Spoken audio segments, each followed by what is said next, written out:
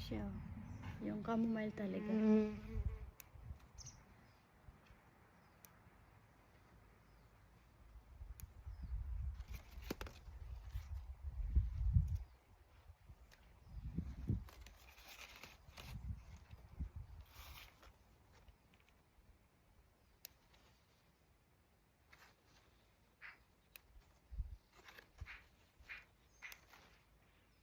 Katulad din siya nung bango nung nung wild. Na parang pinya ang bango.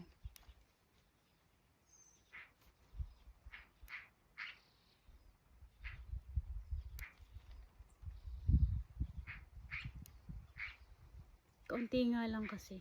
Pero kapag siguro kuhanan ko nga, baka dumami.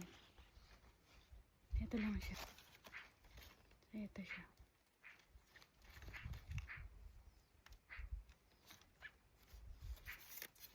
So ito na yung aking harvest. May white clover, chamomile, tsaka yung wild chamomile.